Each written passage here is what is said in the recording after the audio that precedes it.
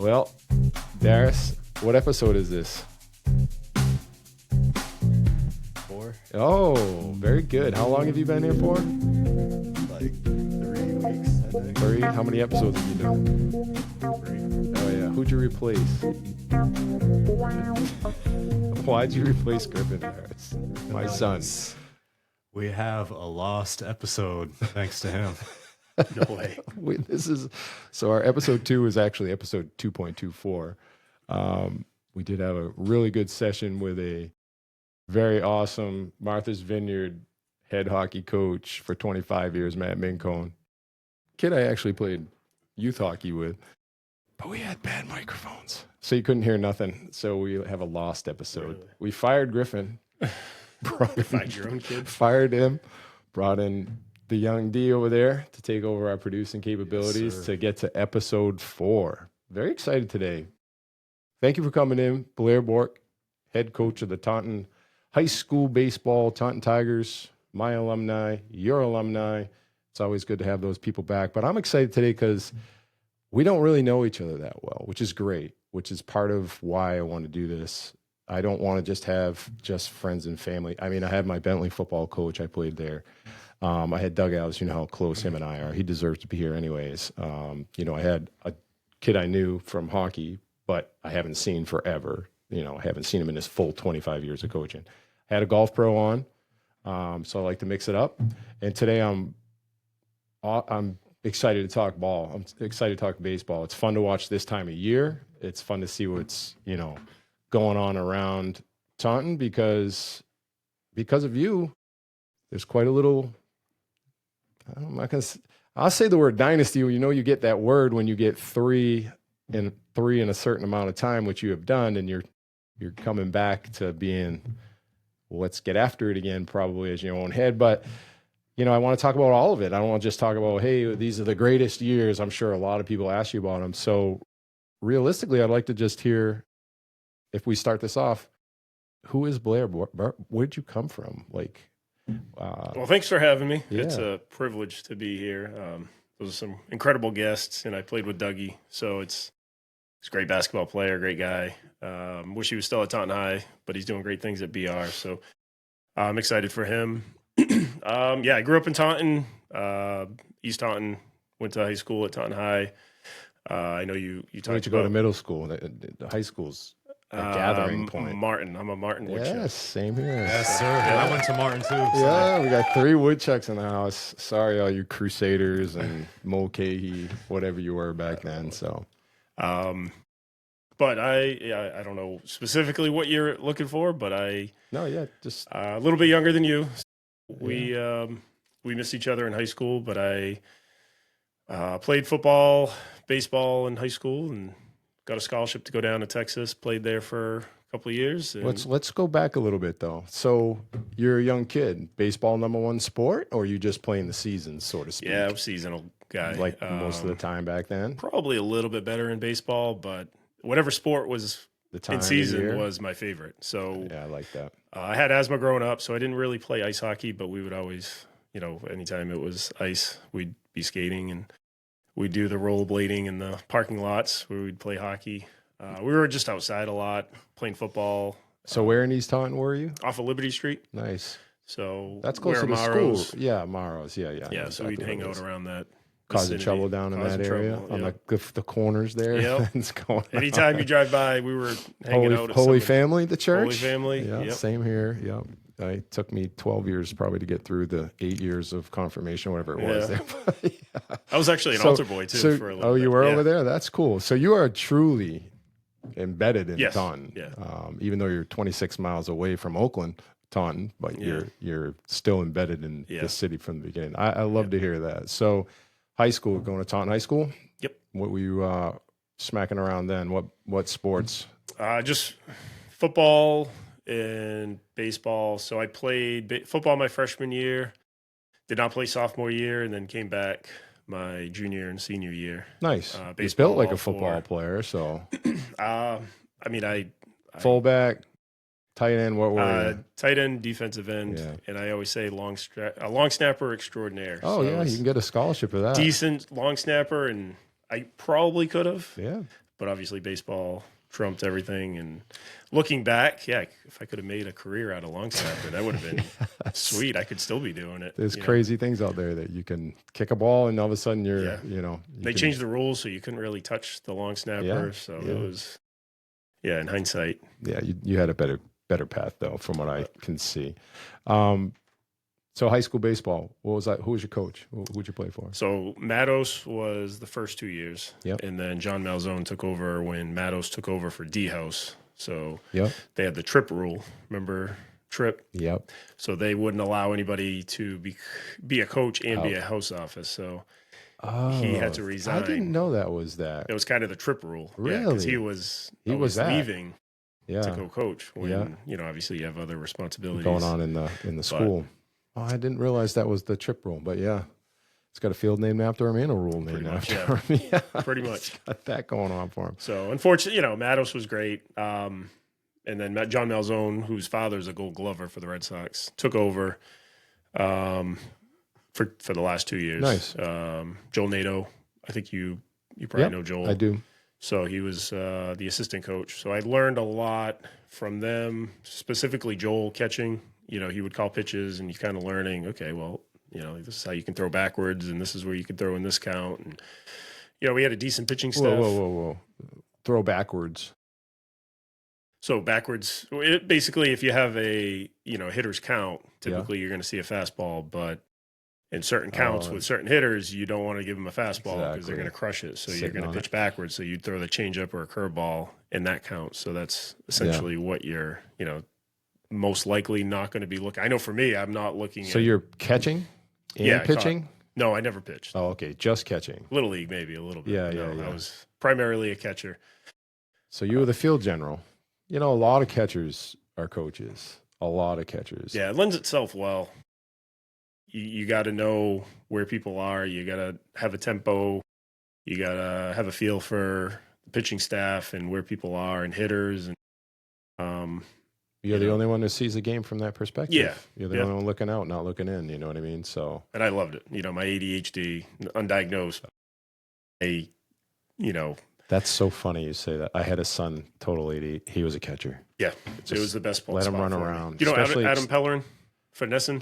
Yeah. I do know he that. played Legion for us when I was, I think, a sophomore. So he's a couple years older. So he caught. So I'd be stuck in the outfield, and I'm, swatting at gnats and picking daisies, and I would miss tons of pitches. You're not alone. And you just realize this is not for me. Yeah, you learn you got to play up the middle, or you're going to probably play another sport. You know, so and that's the problem with youth sports in general, but specifically with baseball, it's a boring sport. So you got to learn to make it exciting. So, one of the things that as a coach, these guys are going to be fathers someday.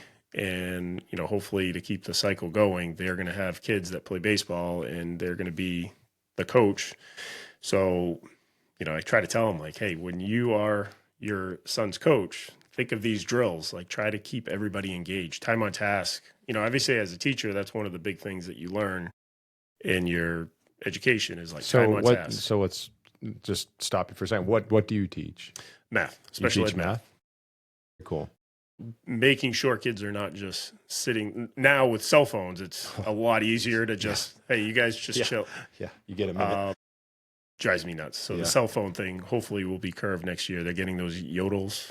In the school. Pouches. Yeah. So hopefully that is not an issue next year. But anyway, time on task, huge. So you go to a youth practice. I'm sure you did the same thing when you were growing up. Is you might have one guy hitting, everybody else is in the field just shagging. You lose interest. You have kids that have cell phones and the immediate gratification.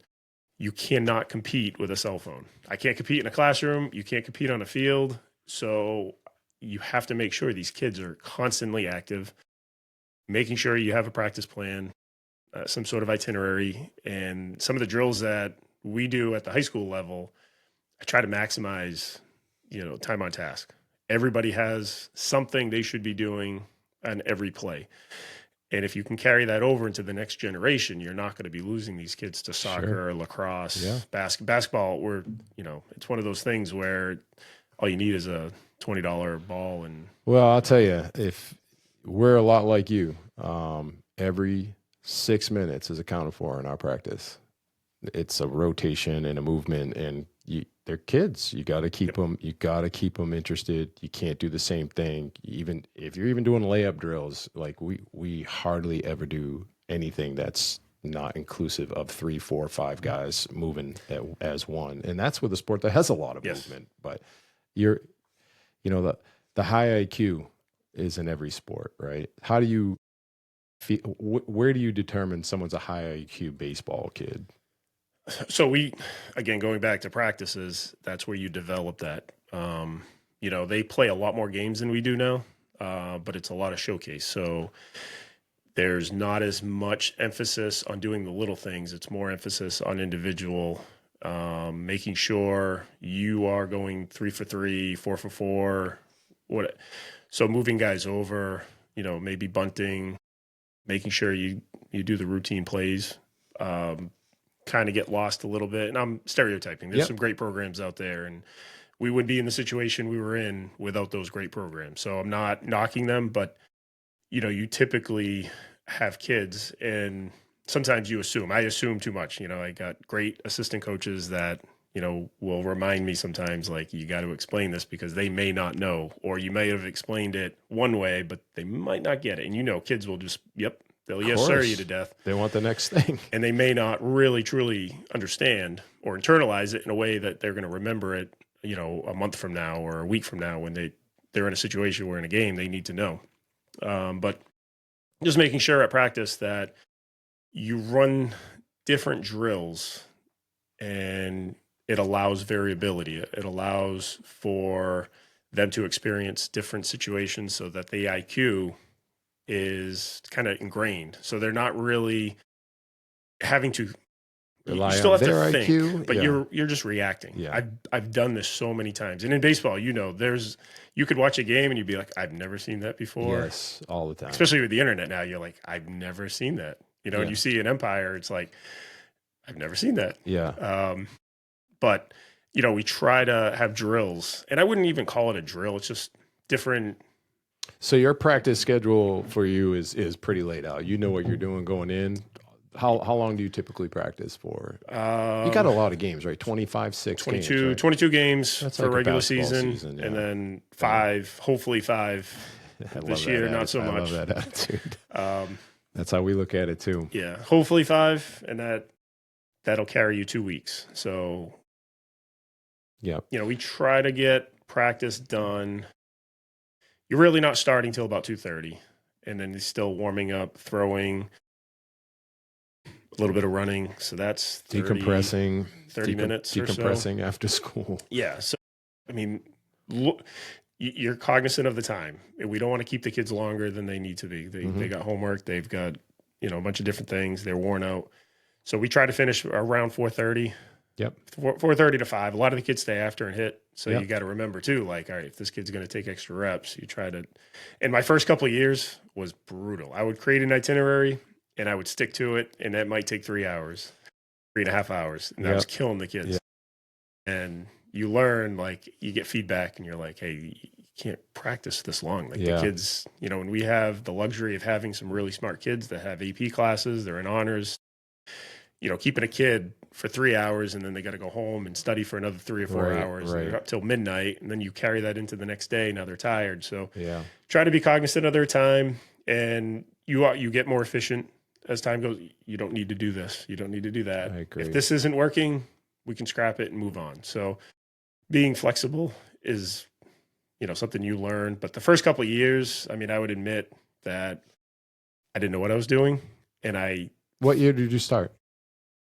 17. Oh, it took you a real long time to get a championship. But you would think I had to know everything. Like, I was so afraid to be incompetent or to look incompetent.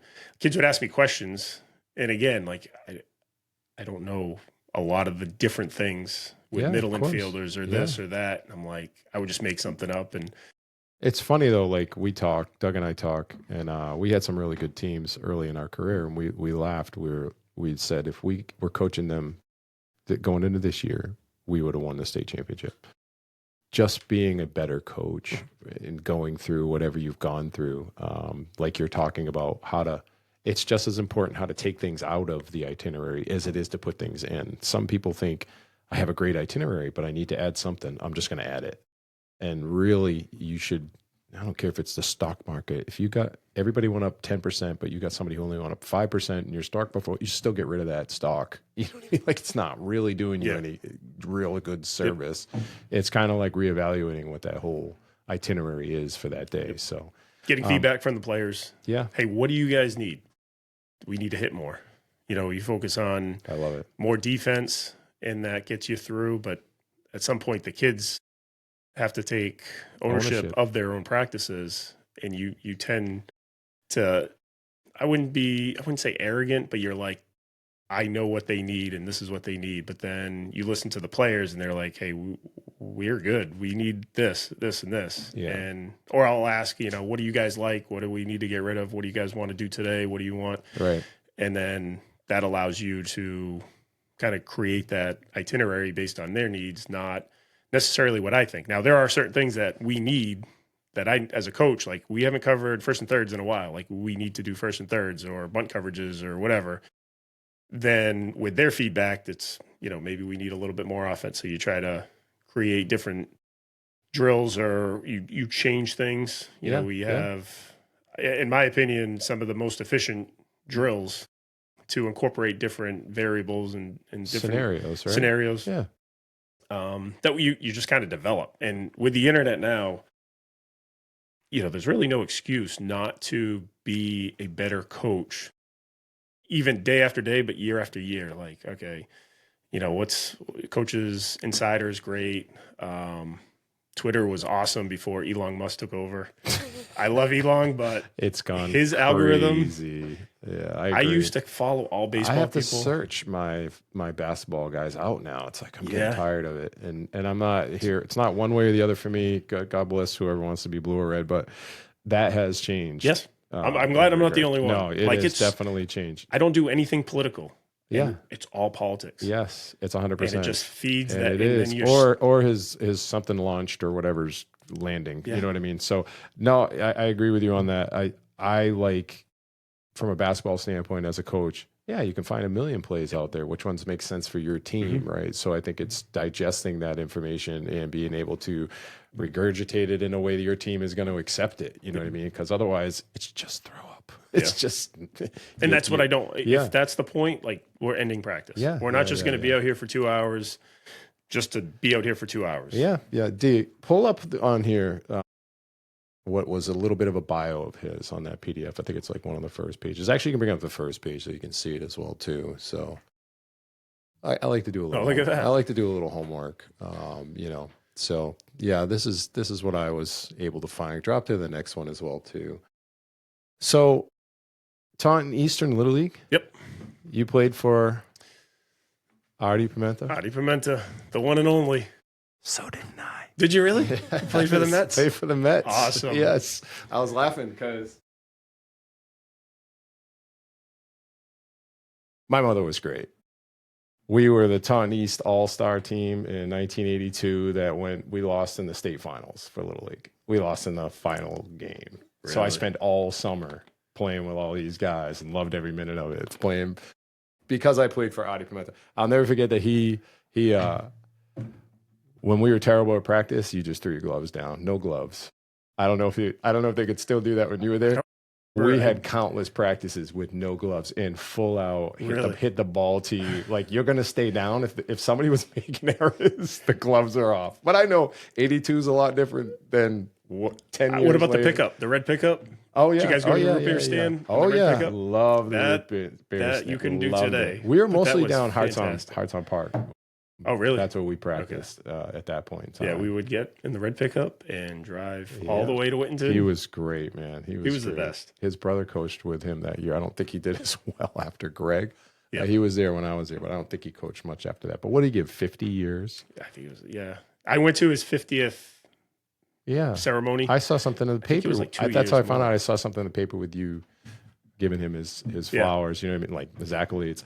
And I was like, Good Lord. We Yep. played on the same day. Am I laughing? That's awesome. Okay. Yeah. That's good There's a stuff. couple. I remember if you were scared of the ball, he would put you on the backstop, and everybody on the team would get a ball, and he would tell you to throw it around the person. Like, don't hit him, just throw it around, and you just fireball. And there's some wise ass who probably pegged somebody on. I don't remember that. I do remember, like, one of my fondest memories was when I first played, my first practice, my mother with my asthma, I had to wear a mask, and I was so embarrassed. You know, you're talking about a 9-year-old with 12-year-old. So we're at Taunton High's JV field, and I had to wear a mask, and I'm like, I'm not wearing it. She's like, you're not practicing without wearing it. I'm like, I don't care, I'm not wearing it. But I ended up having to wear it, and I was just tough, humiliated. Not that anybody would have cared. Yeah. You know what? It's funny what you It's think like of. everything in life. What doesn't kill you makes you Yeah. stronger. You know what I mean? Like all of a sudden you're not embarrassed by anything. What, I'm going to get hit by a ball. I'm not going to be embarrassed by that. You already had something on your mind, if you know what I mean. So I laugh. The second part of this is, I did play Taunton High baseball, by the way. There's my one and only picture. Nice. You know what Yeah, field, I don't know if I have any pictures. You know what field that is? That's still there. I don't think they've touched it. It's the field behind the big field. It's your second Is this field. the JV field? Yeah. This is so it was dirt? It was dirt. Really? When did they move to stone dust? I have no idea. It was dirt and grass. It was not. So what are these? That's like Cages or something? Yeah, they would have like batting cages in the background and stuff as well too. But yes, I played baseball freshman, sophomore year, and then Was Kenny Perry? God rest his soul. I was a woodchuck. I played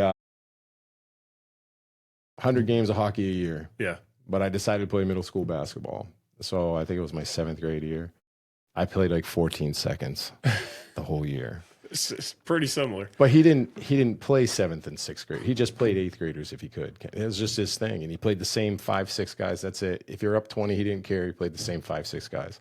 8th grade year, I'm supposed to like start or something. So I didn't play much. I didn't go for the team. Oh, you didn't? No. So I had him for science class. He started failing me. I had him for science. My parents too. had to go in. So now here comes my sophomore year, my junior year. I'm ready to go play varsity, and he's the head coach. I look at my mom and dad. I'm like, not doing it. I play football. I play hockey. I'm done. I had just broke my collarbone. I was going to have to make a crazy comeback. I'm like, baseball is a done thing for me. So that's Did you enjoy the game? Did you like the game? I played down the Cape, not in the Cape Summer League. My family has a place in Chatham. My pony league years were in the Cape. Really? Yeah, and I was all around the Chatham A's.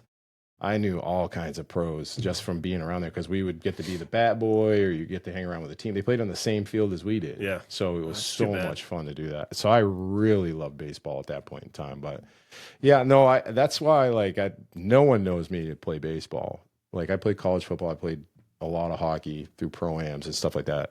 Obviously I'm coaching basketball, but I don't think there's a person on God's green earth, except for the kids I grew up with on this team right here, that I know a lot of them still that would say, we all had fun playing baseball as well too. But I think baseball has gotten a lot of pressure from other sports. It's kind of what I wanted to ask you about as well too. So now you're in high school and we were there. If you want to play something in the spring, it was baseball. Now it's lacrosse. It's all year. AAU basketball is in the spring.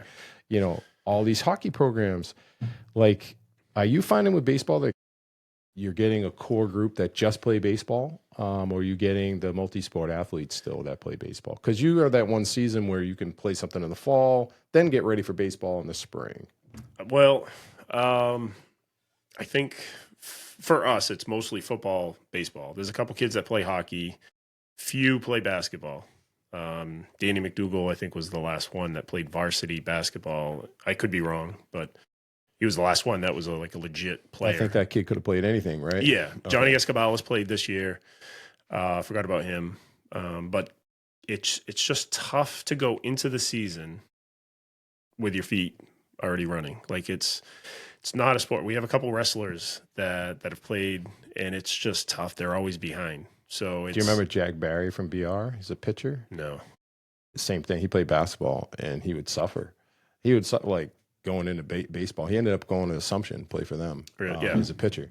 Just takes you about a month It does. to get Oh, caught trust up. me, if you're playing football coming to basketball season, everyone's like, oh, you're going to be in great shape. No, you're not. Football's a lot of standing around 5 yard plays, especially for linemen. Now you're trying to run the court, good luck. The first week is always like, oh, you got no lungs. This is going to be a long week. You know what I mean? That was Like, me every year. yeah. So baseball, basically you can play that second sport, but it's not. You can. common. So it's tougher. So like if you are if you're a true baseball player and you have high aspirations, fall ball isn't as important as in softball. Softball, like my daughter, fall ball is more important sometimes than the actual summer as far as the recruiting. And it's not as important, but you're still competing against kids that are playing down south all year round.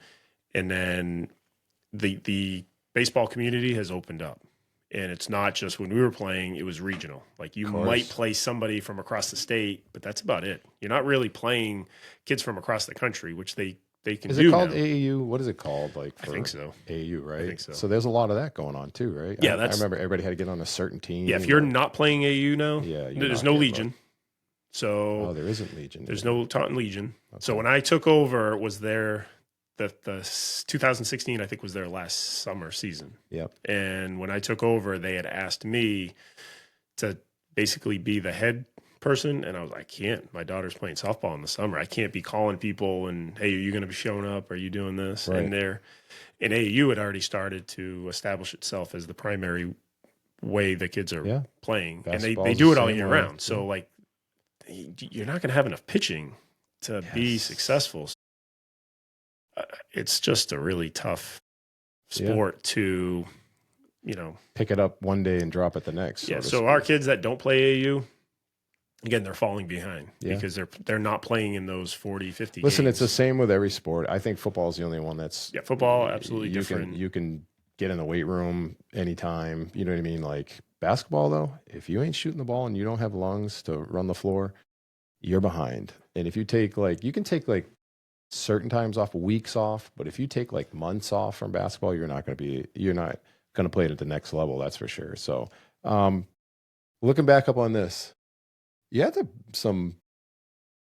heading down to Texas, how'd that feel, change of life? So I always wanted to play down south. My goal was to play Division I down south. I didn't care where I was going. When I got drafted, the guy that drafted me, if I saw that right, it was Milwaukee Brewers in 99, right? So you're coming out of high school? Yep. So he was roommates with a guy that was the head coach at Lamar, and funny enough, the Louisville coach too. And he after I signed with Lamar, he called me up. He's like, "Hey, there's an offer for you to go to Louisville too." And I was like, "Well, I'm already going to Lamar, so I just literally just signed." He's like, "Nope, that's fine, that's great." And in hindsight, it was probably a better move. You're a big fish in a small pond up here. And when you go down there, I quickly learned, I basically needed a cutoff to get to second. So they put me in the outfield within a couple weeks. And again, I struggled because I didn't have the attention span and the focus to really develop. Played a lot actually for a freshman who was not very good. Yeah, what do I see here? I got some of that stuff down there. 30 games, 60 at bats. Struck out a lot. Really got in my head. You start to get homesick. Team started really good, and then we had some basically imploded. One of the assistant coaches left and was getting in my head about going to a junior college, getting drafted. He's like, "You need to play every day." And I probably should have stayed, but I think things worked out well.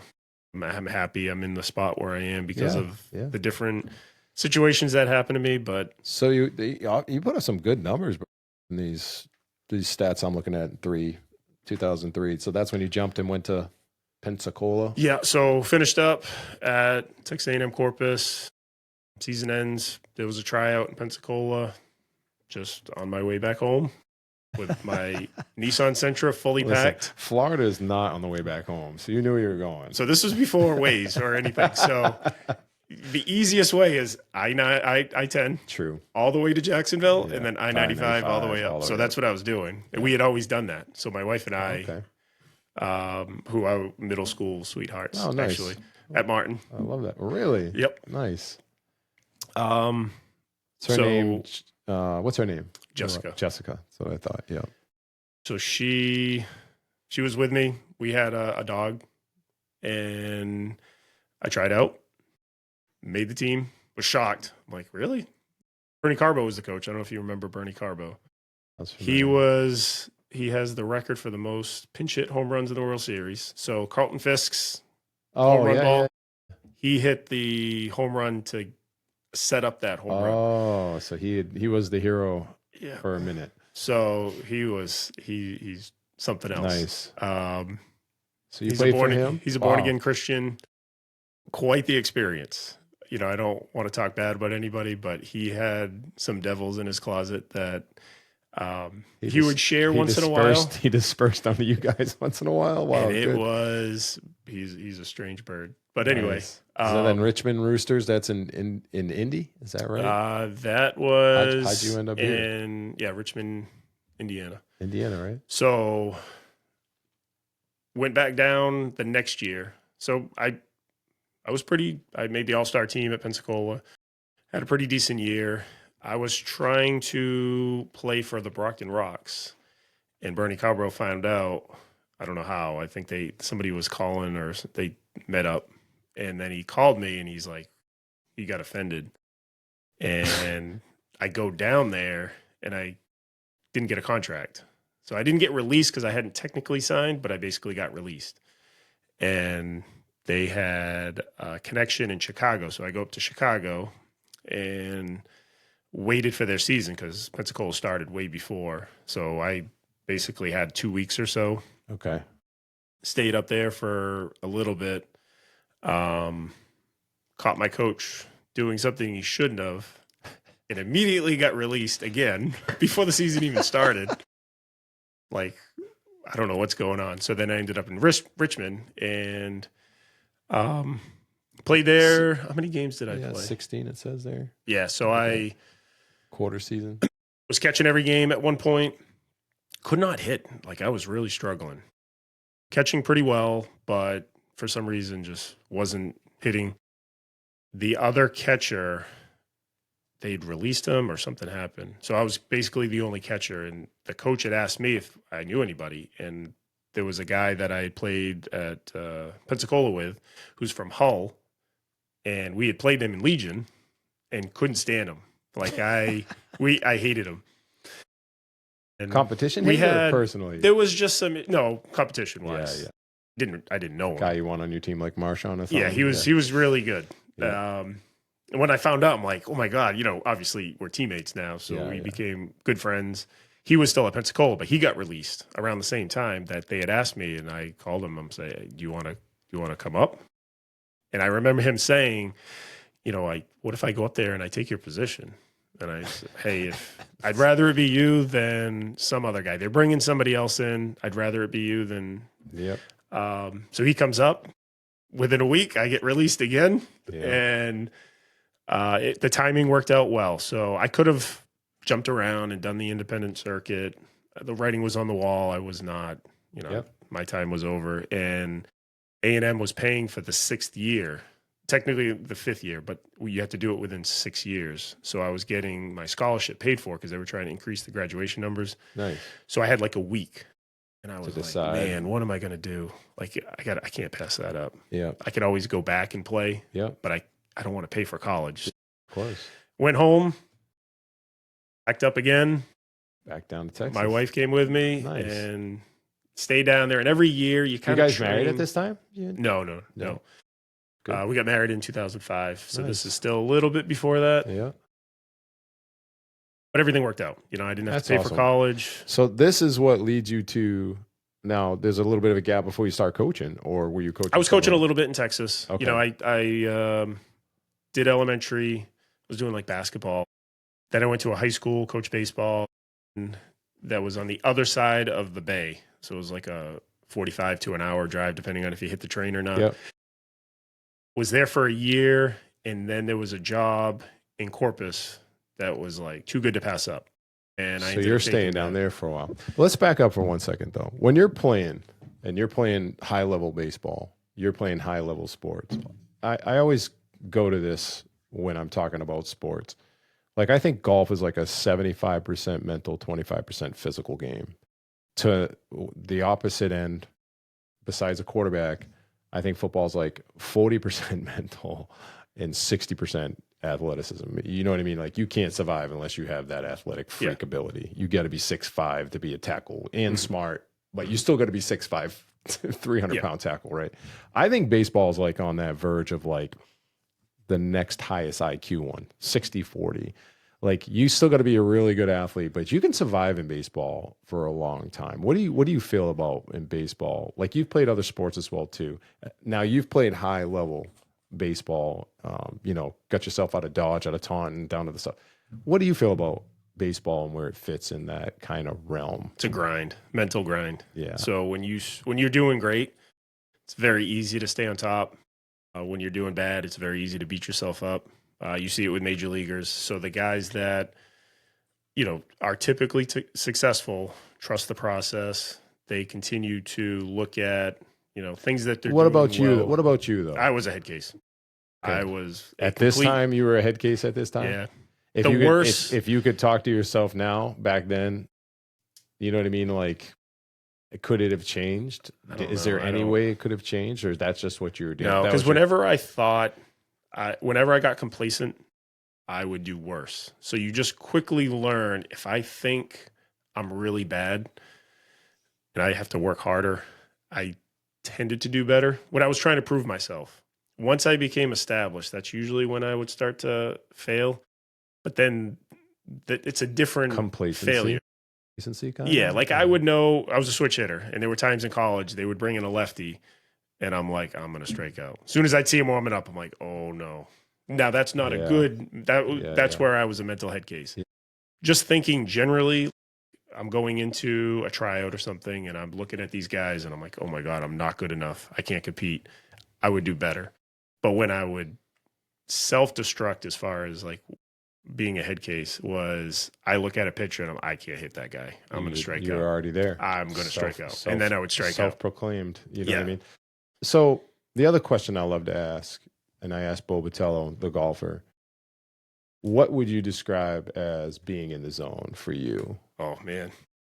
So I was very streaky. So when I was in the zone, you could. And I want you to think about it though, like for a second. Like if you could imagine remembering back to that time you went 4 for 4, whatever it was, what was it that was in your body, your head, the night before? Anything that you can say or process? No. You get better pitches and you don't miss them. And it's just weird. It's like, I was a fastball hitter, and when I was in the zone, I would just get more fastballs, and I would lay off curveballs. And I wouldn't. Could you see the ball better? Could you probably? Yeah. It was just weird. Like when Listen, you're on. I'm fixated in the zone. Like if you want to be a golfer, there's a zone. Yep. If you want to be a basketball player and you want to shoot, there's a zone.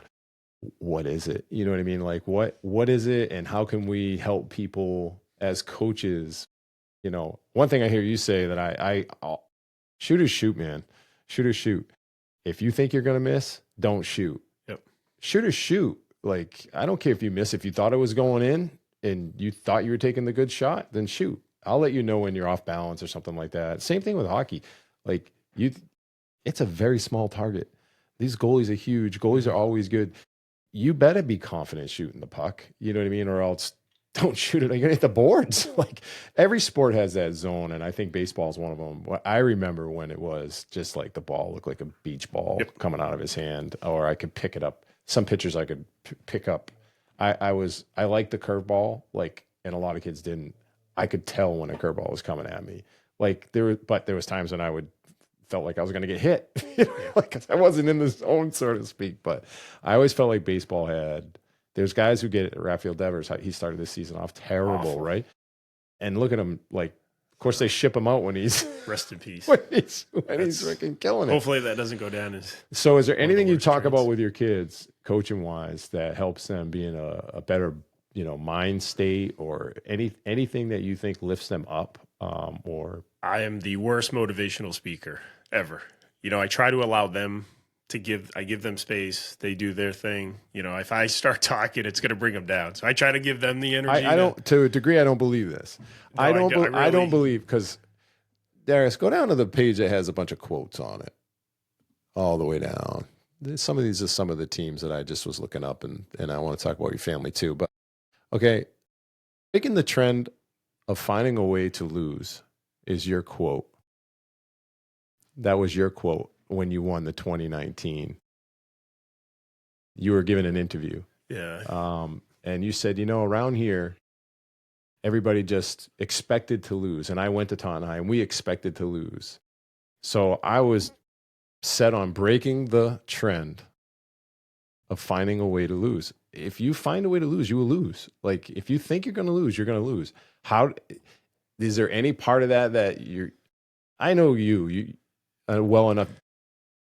I've listened to some interviews. I've listened to, you don't talk out you kind of tell the truth. You know what I mean? Like when you're giving interviews and stuff like that. So what did you mean by that? Like 2018, 17, you come in, 2018, you're still holding on to Taunton High's won what, football championship at this time? Maybe the softball team won 1 year before you or something. Softball had won quite a bit. Okay. But Yeah, boys baseball. sports, not baseball, boys sports at Taunton High. Basketball had won. Basketball, Dougie. football had won. Yep. With 97. 2 championships. You have more championships than all other sports combined at Taunton High School. Boys. Boys. Yeah. Oh, yeah, boys. Yeah. The girls are crazy. No, and I mean, I have much respect for the girls. I want to have them in here as well, yeah. too. You know what I mean? Like, I can't wait when they finally sit down and talk about their side, too. But for you, I know that's a hard comparison when you're always looking over and someone, your sister over there has just won another championship, if you know what I mean. And I know how happy I know how happy you are, right? You know what I mean? So for them, but in the same breath, this is quite impressive. You found a way to break the trend of losing at that attitude at Taunton High. That was a special year. So we had first 2017. Darius, put up the 2019 team. It's going to be one of the first slides. Right there. Yeah. And your other quote for this one was, you caught lightning in a bottle for this team. So how did you get over it? How did you get over the hump with them? So how did they get over it then as a team if you're not going to take... They had, so 2017, pretty much the same group. They were sophomores at the time. I come in, awesome kids, worked really hard. 2018, I'll always reference as a tough year. There were some tough players that I think I enabled them to maybe not work as hard as they probably should have. And that was one of those lessons. But that was a really tough year. I don't think they were committed to the team. And we went into 2019 with the consensus of, you're 100% committed or don't try out, don't play. I don't. Mindset. So we had 5 seniors. They were in the weight room every day. They give them a shout out. Who are you talking about? Do you remember? Jack Moynihan is one. Josh LaJoy was both Division I pitchers that stepped up big. A great story is Evan Mello, who was our center fielder, and I think he hit .069 in the regular season. Well, there's something other .0. So usually you're hitting 300 in high school is pretty good. Yeah. So .069. I think he had like 5 hits all season. Wow. But and I remember a game, and I don't want to give too much away, but there was a New Bedford game that it was like, I got to try something else. Like, he's just not being productive. And, I watched him warm up. Like, he looked at the lineup card, saw he wasn't playing, and I just kind of watched, and he went out through. You would never have known. Took infield, outfield, like you would, he wasn't moping. His body language was, I'm sure he was upset. Talked to him after the game, and I'm like, hey, you're going to get another opportunity. Like what you did today was fantastic. You're a good leader. You're a great leader. you're the type of player that this team needs and this and that. Then we go on that run and he hit like 600, like during the playoffs with a couple runs batted in, like just fantastic. Played a really good center field. Cool. But it was just a group that was very selfless, and they weren't the best hitting team, but midway through the season, we're like, we got to find a way to score. So when guys are on third, we're going to have to safety squeeze. Like, we're going to have to be the best bunting team in the country. And they took ownership of it, and literally you could tell the entire stadium, like, hey, we're bunting right now, and we'd still score. So we did it in the championship game, scored a run. I think it might have been the winning. I think we won 5-3. Yeah, it was 5-3 against Shrewsbury. There was a couple other games before that. The best game that I've ever been part of was the Lincoln Sudbury game before the Shrewsbury game. We get down 3-0, battle back. They had an awesome team. We played 9 innings, and Nick Notarangelo, who went to the College World Series for Division II at Endicott and just went to regionals with URI. He transferred in, played Division I. He was a junior. I actually thought he was a sophomore trying out. And I was like, no, Nick, you're going with JV. And he said, I'm a junior. And I'm like, oh, shoot, sorry. Yeah. This was at the beginning of the year, but he, wasn't playing much and kind of platooning. We were trying to find a guy to play right field. He comes in on his birthday, which I didn't know, against Coyle, goes 3 for 3 and completely changed our season. And without him, we're definitely not in that. Logan Lawrence was another guy. Danny McDougal, who... So we'll talk about him. So he's young in this picture then. Yes, he's a sophomore. He's the one with the... So flip over one more, Dean. So we'll just get through these 3 teams. And quite frankly, as much as I love success and talking about success, everybody does, right? So sometimes when I'm sitting here, I'd rather talk about, and we're going to get there, it was tough this year, right? But as a coach, I feed better off of that than I do sometimes off of the winning. Like the winnings, for me, I cannot remember as many wins, but I can remember certain losses. If we, like this past season, we're pretty good, 16-4. I can remember all 4 losses. I can remember the game, the day, and then I have to go back and really think hard about. I know the special wins, you know what I mean? But I always remember the losses, which is tough, right? So you just cruised through. What was 2021 like, by the way? Was that successful for you? Do you remember? Yeah, they were all. I mean, we had some really talented players. D, look at these records. Okay, go back up. This is the Hawk. This is not. I wish BR was in the Hawk. You guys. I have that record for later. But go to the next one. 17-8. Like in baseball is phenomenal. Everybody's always talking about like for the baseball is not like any other sport. You get one pitcher on the mound, you can lose. You know what I mean? You get a team that's just not hitting together. I don't remember. Yeah, that was your overall record. I pulled it up off of. Right. This is I think that's probably including. Maybe it was more. I have to check that one. But every single year that I look at your records, go to the next one down, 2023. It's nuts. You're 23-4. I think we got swept by Franklin too that year. Oh, look who remembers the losses like me. So that's... Do you know what I mean? Like, you have 23 wins, but you're going to tell me about 2 of the 4 losses you had, and obviously that's why you were 6-3 in the Hawk, right? It seems like you have a fun rivalry with Franklin. Franklin's fantastic. Yeah, those are always fun games. Very competitive. Great coaching staff. What's the Hawk like? The Hawks for baseball. I know it for basketball. I know it for hockey, but I don't really know it for. There's been a couple of years. I think.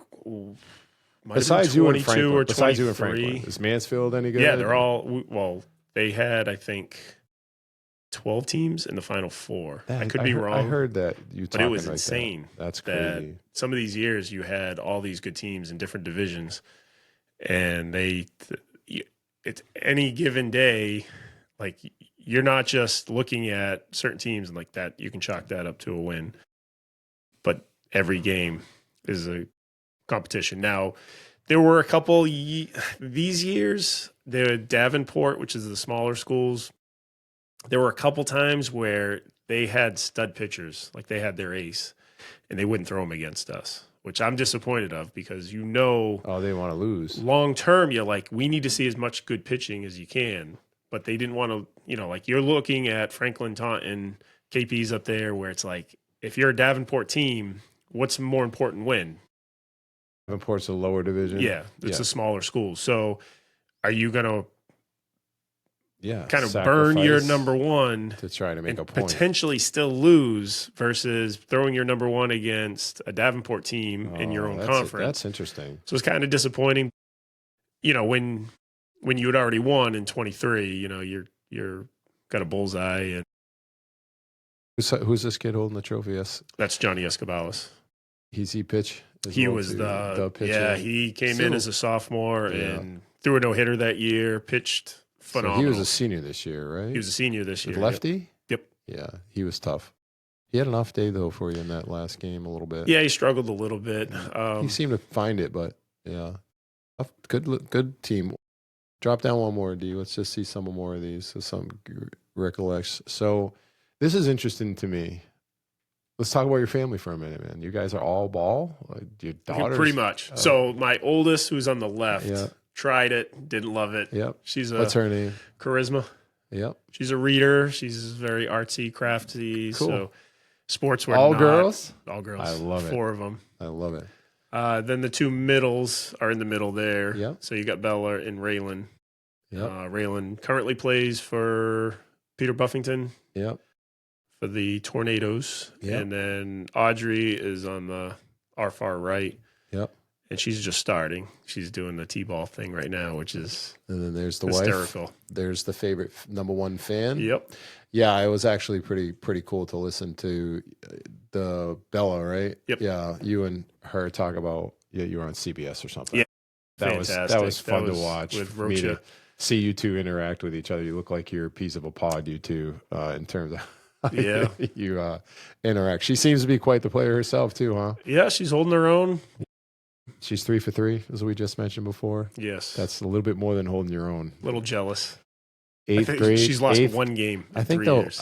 Did I hear something where like 8th grade she led the team in multiple categories, doubles, triples, ribbies? No, not might have. She did. Did she? I know she did. So you could be a little humble, but she can get her flowers too. She seems like quite a bit of a great athlete herself. So that must be fun though. I didn't know your family situation when I saw you at the softball game. I'm just like, that's good of him to come and support, softball team as a baseball coach. Then realizing after, I'm like, damn, you had a lot of skin in that game too. Yeah. So you're sitting there on as a dad, right? And you're out in center field. Good for you. You're not anywhere near the plate. No. You just kind of chill out and sometimes I'll move around if she's not doing too well. I always videotape her at bats. No, I don't post them or anything. Just I start critiquing them. I analyze them, and we'll look at them later that night. Does she appreciate that? Does she like it? I mean, every kid likes their parents being involved, but sometimes they're like, "Oh, I got to figure it out myself" or something. Is she tough too, or is she? She's toughest on herself. Good. Yeah. So I mean, she's guys works really hard. She's a good athlete. Yeah, I'm happy. I'm happy for you guys. That's awesome that you get to enjoy that as well too, because that way it's not. Listen, they got a big freaking shadow they're casting on everybody around here. They're the dynasty when you're knocking off championship like it's yesterday's news. But they had a tough game against BR. I'll give BR credit. That was tougher than I thought. And honestly, there was some interesting points in that game. I thought it might be closer than even the final score was. So, but it seems like that team, as with you need in anything that's in baseball, softball, some pitching has been phenomenal on that side. Yeah. The pitcher, Kate Larson, I've coached her when she was 10 all the way up, and you just see her at every level just dominate. And when Bella moved to Thunder, which is one of the more elite teams here, she moved over too. And, just to see her at that level, at the highest level, against some of the highest teams with, you got 50, 60 coaches, like the who's who of coaches, and she just would ball. So proud of her. And then to do what she did against Bella, I think I need you to come in here and talk about the zone. He's not giving me a good enough description. I'm going to figure out the zone for my own self. I got to get my golf game better. Yeah, Kate was in the zone. I think she drove in 4 runs. She had a home run, a double. That's awesome. You got a beautiful family. D, drop. Let's just see what's going next. Are you here? You got that mouse bouncing up and down. Yeah, some of the, some of the stuff I took away just listening to some of your interviews and stuff like that. Goal is to be successful. It's not about the championships. Sometimes me and Doug go at it about this. I'm one day at a time. I'm just one day at a time. I always say in basketball it's 4-minute spurts, because then you usually got to get somebody off the floor to give them have a break at the high school level. Some guys can go 6-8, but they're going to come off, before that first quarter's over. Just worry about 4 minutes. You know what I mean? Like, stop worrying about everything else, and success will find itself. Respect the game, respect each other. That's a constant theme I hear with you throughout that. Expand a little bit. What does respect to you? What does it mean? Everybody's got their idea of it, but to you, what does that mean? I just think that if you're doing things the right way, and baseball's not just moving and going and playing college. It's a life lesson. So learning how to accept failure and adversity, and learning how to respond to that in an appropriate manner. You're not. Typically when you throw your helmet, throw your bat, throw a tantrum, you're putting a spotlight on the selfishness of the player. So, you watch major leaguers, they fail all the time. They just go back to the dugout, they get their glove, they run out to the field and move on. So making sure that you understand, like, it's bigger than just the game. It's trying to be better men, these kids are going to be getting jobs, and, there's going to be failure, and how you respond to that failure is going to show your true character later on. And I think that's more important. And John Wooden is somebody that, I've looked up and read a lot about, and his focus was just on the preparation and everything. Listen to basketball coaches? Yeah, I think he's fantastic. He is he's arguably the best coach ever, so it's tough not to. But that's where I got that from. And I was never a guy and that could have been one of my downfalls too, is I was never a guy that really spent a lot of time after losses and just like, you hear about Tom Brady, just devastated. Michael Jordan, devastated. Tiger Woods, like, that wasn't me. I could get over things pretty quickly. And that could have been my downfall. I'm not ultra those guys, competitive. It's all up to Tiger for Tiger.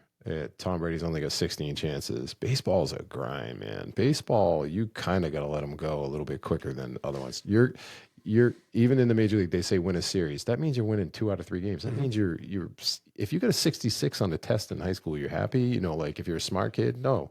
You know what I'm saying? Like, so baseball is a constant failure. Yep. 300, you're in the Hall of Fame, and that's complete failure. Yep. Nobody wants a 30 on a test. Nope. I think in baseball, it's a little different if you're going to beat yourself up about stuff. Yeah, things are important, but I think you got to let stuff go in baseball. As much as, even like with golf, what Tiger would say, that, like, you got to let stuff go in golf too. You can't kill yourself if you hit a slice or a fade, or, you know what I mean? Like, something that you didn't expect. He was the guy that just won it. Didn't he start off terrible?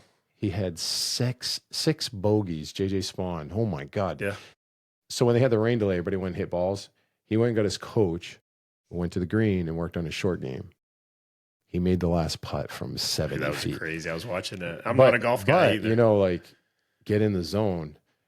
He was in the zone. His short game, he fixed, or mentally was okay with where he was going with his putter and his short game. He didn't go to the range. He didn't hit balls. He went and putted and chipped, and that's what won him a championship in the end. So other guys needed the other stuff, and maybe it helped them, but he did what he needed, and it worked for him because he went back on the course, and I think he was 3 or 4 under after that to win it. So, yeah, that's kind of funny.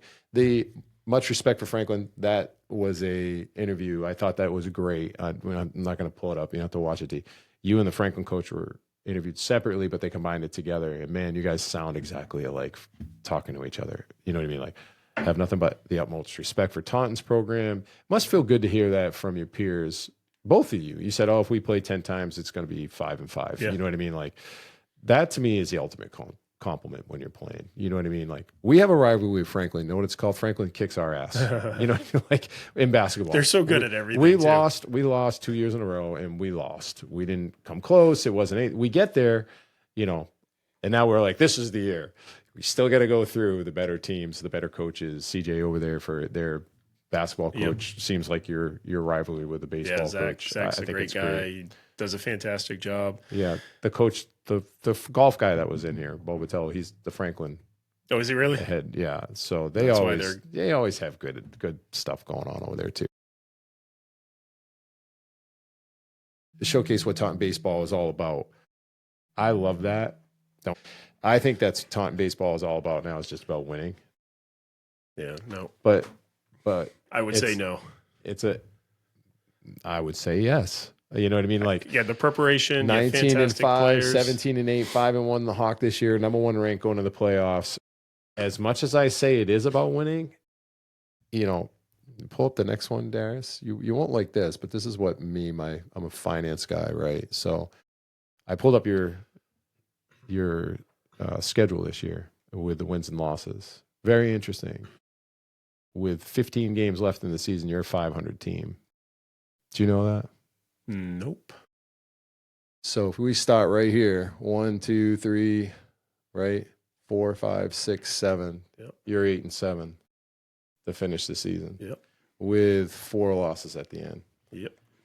So like I'm a stats guy. Like this would be something I've got in front of my guys. Like, you know what I mean? Like this is something where you're going to see this. We are really good, but we can be better. You know what I mean? Like, did you feel that at any point in time? Because you started out like, look at this, 6-0. Don't get me wrong. You lost 1-2, 1-3, 1-4. You're not getting spanked in any game. You know what I mean? But there was definitely, you're winning 11-3. How are you beating Franklin 10-0 this year? Were they just off? No pitching or something? That was one of our best games. Oh, one? Okay, the other one was 10-1. Yeah. Your rival. No, that's not right. It was closer than that. I think it was 4-0. Yeah, they have that wrong. That's wrong. Okay. Yeah, I'm like, geez. I think it was 4-0. Maybe these flip or something. Yeah. Yeah. I'm like, wow, it was Attleboro was probably flip those. I was like, good Lord, at least you did that this year. You know what I mean? They actually went pretty far too. Listen, I know the last game sucks, especially for all of us. You just don't expect, like you don't prepare for it. That's not how your mentality or thought process is. What did you say to the kids after this game? I mean, we were obviously disappointed. I was proud of them. They didn't give up. You know, we competed, which we had done all year. The last 3 games going into the playoffs, it was unprecedented. We had typically finished strong at the end. We'd have some bumps in the top and, at the beginning of the year, and then you kind of figure things out. Did this affect you think, going in? Possibly. I don't think so. I think we just struggled offensively. Our pitching was it was great all year. Yeah, your pitching's great right here too. 4-2-3. Yeah. I mean, you should win games like that. The Milford game was weird. It was a colder day. 6 p.m. Yeah, it was just a weird day. And then they have a freshman throwing, and we are just hitting missiles all over the place, just right at people. Next thing you know, it's like, oh my God, it's the 6th inning. And the Durfee game, it was a close game all game. Yeah. I think we were in the bottom of the 7th with 1 out, and they get a guy on, then a double, and next thing you know, they tie it up, and then they ended up winning on a suicide squeeze. The Bishop Feehan game, same thing. You have a 1-1 tie, and then all of a sudden they were good this year, right? Bishop. They're very good. Yeah. Yep. They got the kid going to Texas, right? Did he throw? He did not pitch. He didn't pitch any innings this year. Yeah, he whooped our ass in basketball. Excuse my language. He literally had 35 and 15 boards. He's a big boy. Yeah, and he hadn't played a game yet that year. Oh, really? The first game was in a holiday tournament. Yeah, he did really well. You know what, though? I look at this, and again, you're walking out with these records that, is very hard, Coach, to very much kudos to you and your process. I really think, like, you're underestimating your process, how you're doing this. Like, whatever, you're very humble, and that's great and all that stuff, but you've taken my alma mater, something I was proud of playing baseball in Taunton, and just look and go, holy crap, they're really good. And that's part of the fun of what coaching is about. Yeah, absolutely. What's this video you want to show me, by the way, D? Let's bring up this video. I guess you got something that you need to get off your mind a little bit here. Hold on. What's the scenario here? What am I looking at? We're All at right, Taunton so High. I can we're tell hitting that. the other day. Yep. And if this is your phone, right? So you can see the wheel of the L screen. Yeah. This much of the phone was showing. And I'm like, it's pretty safe. Yeah. It's not going to. You got this, D, from this angle? I don't know if you. Yeah. Literally, just the camera lens was showing. Yep. You could start playing it because it's a little. You could probably fast forward. Now, who's this? Is this Bella? This is Bella. Yeah. So you're soft tossing, or what are you doing? Yeah. Yeah, I usually throw, I don't know, about 40 miles an hour. I try to throw it as hard as I can. She already mad at you? It's just slow. I think we're talking about like what she probably should start to kind of just think of. She's struggling a little bit. She struggled in the playoffs. Yeah. So this is the first pitch. That you gave her in soft. First pitch with the phone there. Oh, this is you can let it roll here. Yeah, is this going slow on purpose? Yeah, I done slow mo. We were just going to take like a one pitch or two. Look at that stride. Look at that turn. Hello. Oh. So it gets better. You can keep playing it. So the phone is on life support right now. Oh, it's sitting on the ground. Is that your feet right there? And then look at my reaction. Hands on the head. So she hits missiles, huh? So hopefully that's Lasers. on America's Funniest Videos. Yeah, that's great. Oh my God. I tell you what, she's got a lot to be proud about as well too. Look at that. It's my phone. You could stop it there. That's great. Oh, that's great. No, it's funny. Yeah, you know what, man? I and having you come in here today, I as I tell them, I guess I try to keep this like an hour and a half, so we don't bore. Yeah, I could literally talk baseball for hours. I love talking just with people who are like yourself, who are just love sports. Plus, you're a multi-sport athlete. You know what I mean? Like that to me is always important too, because you can bring a different perspective to the game you love.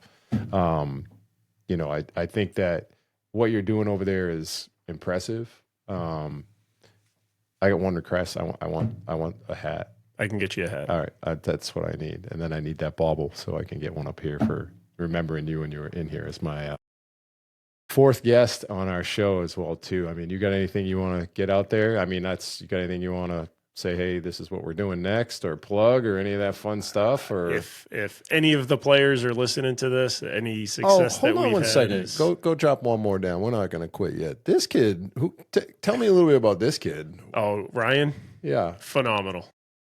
Yeah, he's one of those kids I remember seeing. He's playing right now at Dayton right now. He's at Dayton. We have a couple Division I players right now. He's killing it. He's killing it. Yeah, went to go watch him play at URI against Nick Notarangelo. He played basketball. Sorry to interrupt. No, you. that was Danny, his brother. Oh, so his brother was you got phenomenal. two of them. Oh God, his brother's. Do you thank their he's mom? He's got one more year. I don't know if it's public yet, but hopefully they're playing together this next season. Oh, that'd be so Dayton. much fun. So do you thank their mother?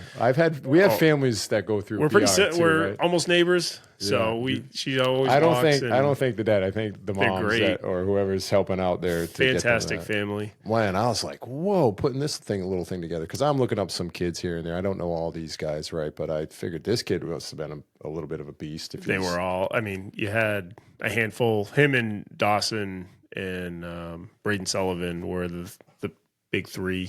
I mean, they all went Division III. Dawson's playing down the Cape right now. He's at UNC Charlotte. He had a fantastic year. Wow. That's awesome. Where's he playing down the Cape? That's a good question. Do you know what I don't team? know. I love I can look it up real quick, but we're going to try to go watch him on Monday. So a couple of the coaches and a couple of players are going to try to. We're coming back from New Jersey Sunday-ish. I don't know what time. Yeah. Whenever they lose for softball, and then Monday we're going to try to go catch a game at Brewster, and then we're back on the road on Tuesdays. Nice. Nice. Yeah, I mean, go ahead. Give me a shout out on some of these kids that you get off the top of your head. I know. They deserve some flowers, though. And you know what? The ones that are right here, the ones that deserve, don't worry about the kids you missed. They all know we love them, and they all know who we've been with. Ryan and Dawson are two of the guys that obviously come to mind the most. But 2019. Top. Come on. Right, 2019. Boom. You had Jack and Josh. You had Noda, Logan Lawrence.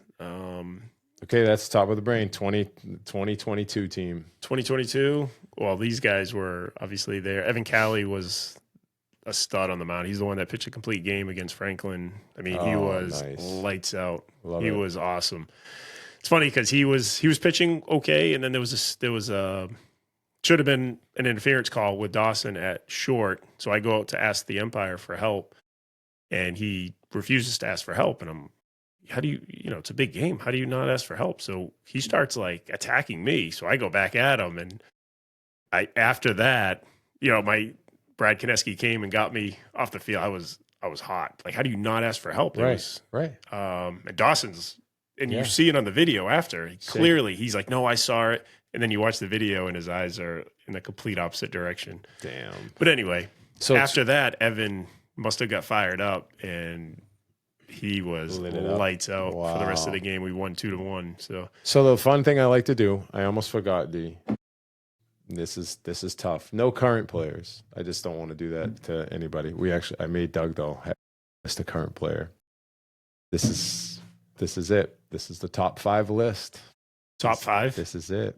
And it doesn't have to be in order, so we're not going to put you on the spot 1 through 5, even though I did that to Doug, and I would do it again because it's just fun to beat on him because I know all them so well. But yeah, you got to rack your brain a little bit, and they don't have to be on the championship team.